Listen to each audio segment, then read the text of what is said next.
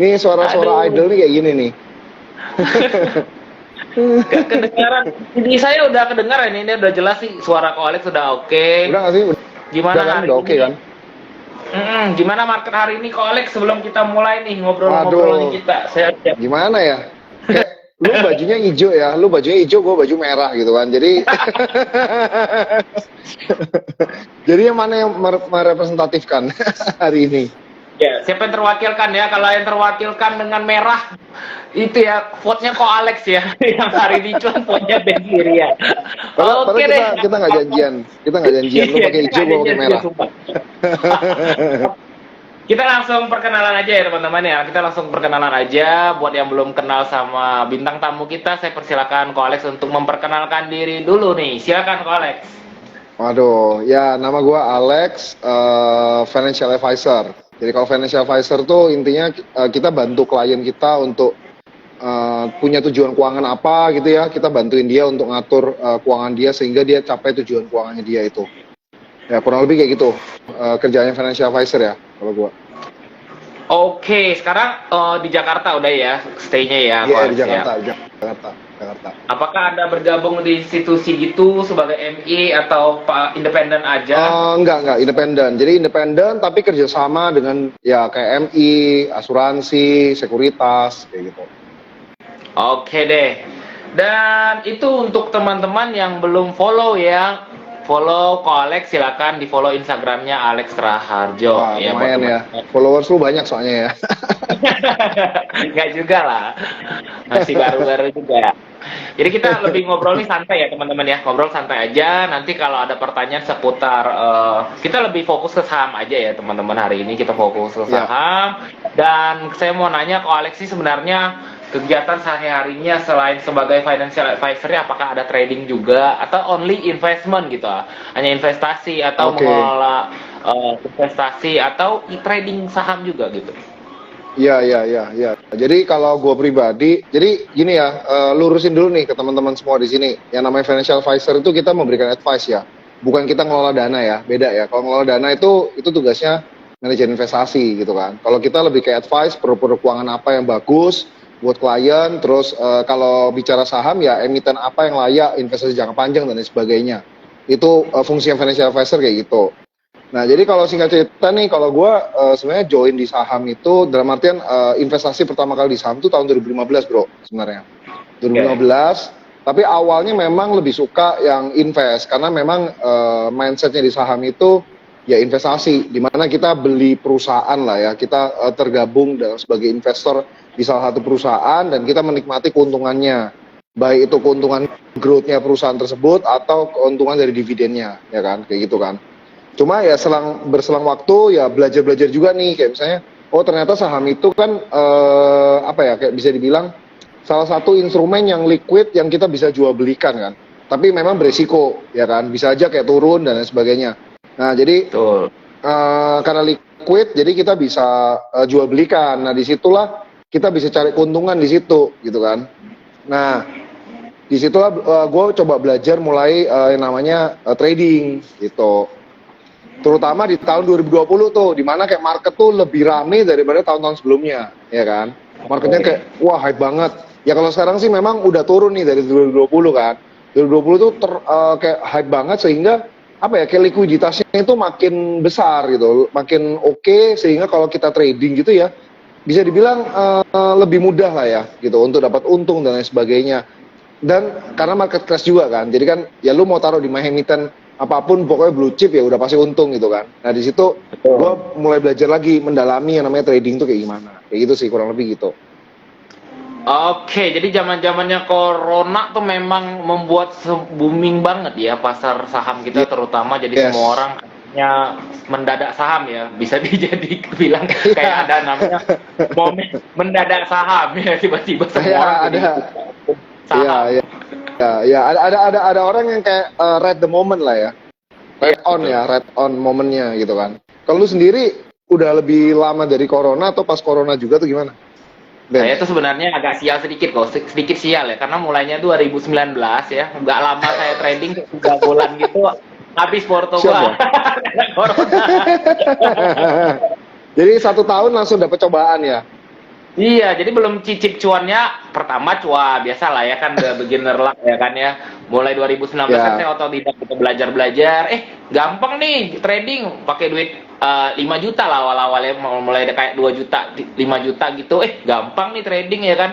Akhirnya biasalah nggak ngerti tentang money management gitu ya, belum ngerti tentang yang namanya analisa, pokoknya sembarang aja lah, pokoknya beli, yang penting kalau hijau jual, kalau merah matahan, top up gitu-gitu ya. ya, ya, ya. Sampai yang nggak ngerti, nggak ada yang nggak ketemu kok Alek lebih dulu nih teman-temannya, saya nggak dapat Waduh, financial advisor nih. Jadi saya bukan cuma bakar kapal ya, saya sampai gestun kartu kredit, jual waduh. mobil kayak gitu-gitu. Jadi saya belum ketemu orang yang tepat bidangnya. Kayak hari ini teman-teman, moga-moga ya kalau ketemu sudah sama financial advisor hari ini, kita sudah tahu nih, oh apa yang harusnya investment yang harus kita lakukan. Jangan salah seperti saya dulu ya waktu 2019. Begitu saya bakar kapal, minjam pula pakai uang panas, kebakaran lagi, kena corona, hancur. Foto gua belinya gorengan pula. Hmm. Gitu Hmm. jadinya salah Iya, ya. iya, iya. Jadi karena kita tidak dapat namanya masukan atau advice dari seorang yang memang benar-benar expert. Dulu cuma taunya ya hijau ya jual, merah ya tahan, kurang duit ya top up, gitu-gitu aja lah. Mungkin kalau masih ada pelaku sampai sekarang yang melakukan investasi atau trading saham dengan cara yang seperti itu, I think salah ya. Jadi kita mungkin Hmm. akan bahas lebih dalam lagi nih tentang Ya, kesalahan-kesalahan ya. di investasi ya. Makanya kita bahas tentang strategi nih. Tapi sebelum masuk ke Hmm. strategi investasi nih, kalau saya boleh minta view nggak untuk IHSG bulan ini yang katanya sell in May horor banget, dan bentar lagi kan akan masuk ke bulan Juni. Mungkin bisa, halo C Olive, ada C Olive nih, next kita Oh, ngobrol-ngobrol Olive. terus banyak. Minta view-nya IHSG dulu nih, market selama bulan Mei ini gimana gerakan IHSG, dan untuk bulan depan nih bentar lagi sudah mau masuk bulan Juni ya. Silakan Kolex. Ya, kalau Mei itu memang bisa dibilang seasonality-nya dari tahun ke tahun itu rata-rata pasti koreksi ya kan, karena ya banyak yang perusahaan bagi dividen ya kan, udah payout, terus orang ya kadang ada yang lepas, kadang kan pilih dividen doang. Terus ada musim laporan keuangan juga kuartal ini kan, kuartal 1. Terus orang-orang udah lihat kayak wah ini perusahaannya kok jelek nih di kuartal 1 gitu kan, atau mungkin kayak misalnya oh ada juga yang apa namanya, perusahaan yang kayak bagus jadi naik, tapi mungkin kayak cuma naik temporary dan lain sebagainya. Intinya sih Mei itu mayoritas biasanya seperti itu. Jadi seasonality-nya itu rata-rata pasti turun, dan memang kejadiannya memang turun kan gitu kan saat ini gitu kan. Itu mau di market luar mau di marketnya kita juga sama, itu kebanyakan pasti turun kalau Mei gitu. Cuma turunnya disebabkan apa, kita kan kalau bicara indeks kan indeks turun ya kan, tapi kan Iya, indeks itu kan isinya macam-macam, ada banyak emitennya kan, disebabkan betul. apa, nah itu beda-beda. Kalau dulu karena ISG kita itu kebanyakan di drive sama perbankan, rata-rata sih perbankan yang turun. Cuma kalau lu lihat kan Mei ini ada satu bank yang ibaratnya bukan satu bank doang ya bank gede lah, bank-bank besar tuh malah kayaknya bagus ya kan, bisa dibilang kan Betul. mantumannya oke gitu kan, kayak Betul, betul. BBRI lah, BBRI itu mantumannya oke banget gitu kan, malah naik, ya sempat koreksi dikit terus naik lagi gitu kan, kayak gitu. Nah itu mungkin agak beda ya balik lagi karena memang bisa dibilang top 10-nya ISG atau penghuninya ISG itu udah beda ya kan, yang mempengaruhi bobotnya udah beda-beda nih. Kalau dulu nggak ada Samtek, sekarang ada Samtek gitu, jadi Betul. balancingnya mungkin di situ kan, kayak gitu. Tapi ya secara indeks ya turun biasanya gitu, nanti Juni baru oke lagi. Oke nih, kalau kita ngomongin market secara global ya teman-teman, tadi ada disinggung sedikit nih sama Khalid tentang sektor yang kayaknya di Mei malahan perbankan it's good malah ya, good untuk BBRI Ya yang kalau gue menembus lihat sih ya. di ATH ya, all time high Iya, sudah bullish untuk betul. perbankan. Kemudian untuk saham-saham seperti sektor consumer retail malah bagus ya, kayak yang Betul, dipimpin oleh ya, Shopee gitu ya. Jadi betul. kira-kira kalau dari Alex nih, sektor-sektor yang oke dan yang menjadi pemberat malahan sektor ISG apa aja nih kira-kira kok untuk Oke. bulan ini? Jadi kalau bicara per bulan mungkin agak susah ya bro ya. Gue lihatnya biasanya view-nya tuh lebih lama, lebih panjang, ibaratnya kayak setahun lah, paling nggak tahun ini Oke, lah. Ibarat tahun ini. kayak lu peruntungan di peruntungan CEO tahun ini apa gitu kan. Iya, iya, iya. Jadi bercandanya gitu lah. Saksikan Cuma sama suhu Alex ya guys. lu kayaknya lebih cocok gitu. Jadi kalau di tahun ini tuh gue dari awal tahun IG Live sama teman-teman yang lain gitu kan. Itu gue udah ibaratnya kayak apa ya kayak jagoin lah ya. Jagoin tuh lebih ke arah perbankan, terus otomotif sama retail. Tapi retailnya itu yang kelas sosial menengah ke atas. Ya kan mungkin kalau contohnya ya kayak MAPI gitu kan. Barang-barangnya itu kayak menengah ke atas gitu. Terus sama transport waktu itu. Jadi otomotif termasuk transport ya. Terus retail, perbankan, sama satu lagi sebenarnya metal gitu. Cuma kayaknya yang metal zong lah, kurang maksudnya nggak pas gitu kan. Yang gue lihat tuh Metal dari tuh kayak apa awal nih? tahun Baja itu. gitu ya? Ya kayak Metal itu nikel kayak baja. gitu loh. Oh nikel, oke. Ya nikel Nikel. dia. Kalau soalnya kan coal gitu kan udah naik tinggi kan tahun lalu. Dan tahun lalu memang gue jagoin coal gitu kan. Cuma gue lihat memang tahun ini ya coal butuh istirahat dulu lah ya. Tapi istirahatnya kayak terlalu ini ya. Istirahatnya benar istirahat gitu. Kayak gue jujur nggak nyangka sih, nggak expect kayak misalnya bakal langsung cepet balik 160 gitu loh. Kayak gue pikir kayak ya Iya. paling 200-an lah ya, 200-an tuh oke lah. Itu cepet banget gitu kan. Ini Dan drop kalau banget ya. turunnya tuh horor banget sih, bisa 60-an% itu kayaknya dari 400-an kan. Terus kalau coal tuh turun, berarti kan ada yang lain nih yang akan apa namanya naik gitulah. Ya contoh kayak misalnya metal kebetulan kan tahun lalu kan nikel kayak turun banget kan.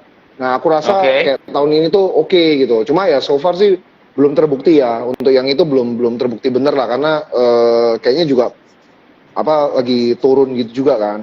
Kayak gitu. Yang untuk khusus metal ya. Cuma kalau yang lain sih so far sih benar gitu ya. Jadi kayak perbankan itu oke. Terus consumer. Jadi kenapa kok gue apa ya kayak jagoin yang tadi yang gue sebutin. Balik lagi temanya kita tahun ini, tema besarnya adalah recovery ekonomi. Jadi ekonomi recovery gitu loh. Jadi recovery. Sehingga kalau dalam ibaratnya mode recovery itu pasti yang diuntungkan adalah ya kayak dulu misalnya kita ketika pandemi harus namanya PSBB, PPKM gitu-gitu kan. Kalau sekarang udah bebas nih. Jadi transportasi udah kembali seperti semula gitu. Terus otomotif juga akan kembali seperti semula, tapi saham-sahamnya belum balik nih ke tahun 2019. Contoh kayak auto gitu kan belum balik waktu itu. Atau ASII lah, ASI itu juga belum balik waktu itu kan. Nah, jadi gue lebih jagoin itu. Terus sama retail. Retail juga kelihatan kan kayak misalnya dulu mungkin orang tahan-tahan duitnya buat belanja. Ya kan, retail itu macam-macam, bisa aja kayak retail otomotif juga bisa. Retail yang belanja-belanja kayak apa namanya baju, ya kan. Dulu kan lu kayak PSBB, lu beli baju buat apa gitu kan? Kan lu nggak keluar-keluar gitu kan. Nah kalau sekarang kan orang lebih kayak, oh gue harus beli kosmetik lagi, beli baju. Terus kemudian mungkin buat retail yang lain tuh kayak pariwisata. Dulu nggak bisa jalan-jalan, sekarang jalan-jalan sehingga kayak transportasi juga bagus. Nah, gue lihatnya di situ tuh. Ya. Panorama. Panorama, terus IO-nya juga bagus kan, Bro. Dian, ya kan? Dian ya. Yang event, ya kan? Ya, jadi udah kelihatan memang ekonomi recovery. Kelihatan di situ tuh. Sektor-sektor yang menunjang ekonomi recovery itu pasti bagus. Dan memang udah terbukti ya. Year to date-nya udah oke semua. Rata-rata. Oke. Jadi kayak saya kemarin ngobrol-ngobrol ya sama teman-teman kayaknya minggu-minggu ini atau bulan-bulan ini hindarin dulu bertemu sama investor-investor yang holder saham isi portonya batubara ya. Saham-saham batubara ya. Ini kayaknya kalau diajak ngobrol bisa kena senggol bacok nih kita ngeri-ngeri ya. Apalagi kalau portofolionya isinya kayak 50% ke atas tuh Adaro ya, ITMG gitu, UNTR, PTBA, Indika Energy, aduh bisa mati kalau kita ajak mereka ngobrol kayak, "Bro, udah makan belum?" "Lu yang gua makan." Gitu. Ngeri banget. Tergantung ya, kalau dia belinya tahun lalu ya pusing sih. Masih cuan. Kebanyakan tiap kali saya live itu mereka tuh belinya di Kumdet Dividen anjir. Pusing gua. Oh ya kalau itu susah, ya itu susah. Kalau belinya tahun lalu tuh pusing lah. Tahun lalu kan kebanyakan tinggi kan. Tapi kalau belinya tahun 2020 masih nggak ada masalah. Kayak Adaro 1.300, ITMG 7.000 kan nggak ada masalah. Justru mereka kenyang dividen nih tahun ini kan. Kenyang dividen. Mungkin kalau kayak apa ya kayak cinta sejati ya top up aja ya kan. Mumpung harga murah. Makanya kemarin yang RUPS Adaro ricuh tuh, yakin gua tuh sudahlah portonya isinya 2 lot, Adaro pula semuanya. Akhirnya dia bikin kerusuhan tuh. Kalau lu yakin 2 lot, kenapa nggak 10 lot atau 1 lot? Karena yang besar biasanya nggak bakal rese, yang kecil nih biasanya rese. Iya. Canda ya guys ya, canda loh untuk para Ya. founder saham-saham call ya, saya canda aja, ini intermezzo aja biar cair dulu suasana. Kita kalau ketemu sama Ko Alex tuh kemarin waktu walaupun baru pertama ketemu tuh udah ketawa ke TV begini, jadi makanya Gitu ya. kita ngobrol kita ya. Oke, lanjut nih, kita sudah ngobrolin sektor tadi. Sebelum kita masuk ke tanya jawab, nanti ya teman-teman boleh siapin ya pertanyaan di kolom komentar ya, jangan di kolom komentar tapi di question box nih. Di question box nanti silakan, nanti saya akan pilih pertanyaannya ya. Pertanyaan kita akan nanya, silakan bebas Lo teman-teman pilihin gue nanya. yang gampang-gampang aja bro. Iya, Pilihin gue yang gampang-gampang aja, yang susah-susah lah. Yang gampang-gampang, jangan tanya tentang ini ya, astrologi SEO ya, kita nggak tahu. Oke, silakan teman-teman isi question box. Saya mau tanya dulu tentang pendapat Ko Alex nih, soal bulan depan katanya yang menjadi momoknya para retail, udahlah market sepi, ARB-nya mau disimetriskan jadi 15% nih. Gimana nih menurut pandangan seorang Ko Alex untuk ARB ini mempengaruhi strategi kita juga dalam trading maupun investasi? Silakan Ko. Oh iya, udah pasti lah ya. Jadi sebenarnya sih kalau balik ke seperti semula belum sih bro. Ya kan, itu kan belum simetris. 15% kan belum simetris. Ya, kalau simetris ya 25. Nah, itu lebih mantap gitu kan. Nah, jadi ya karena ya bursa tahu lah kayak kebanyakan mungkin retail saat ini itu kebanyakan joinnya waktu Covid ya kan. Dimana kayak kita kebiasaan ARB-nya itu 6% gitu. Jadi kayak apa ya, risk reward-nya itu kalau kita bicara trading kan risk reward ya. Jadi risk reward-nya itu kita bisa hitung lah. Kayak misalnya ya risiko gue ya ARB lah 6%, tapi reward-nya bisa mungkin 10% gitu kan. Jadi oke, gue masuk gitu kan. Nah, jadi kurang lebih kayak gitulah. Terus ada muncullah scalper dan lain sebagainya gitu kan. Nah, cuma kalau misalnya kayak ARB-nya udah mulai pelan-pelan di normalisasi, menurut gue sih ada plus minusnya ya. Jadi kalau ditanya gue lebih happy, gue sih lebih happy gitu. Kenapa? Karena ya balik seperti biasa, satu normal. Kedua, gue happy-nya adalah panic selling-nya akan berkurang menurut gue ya.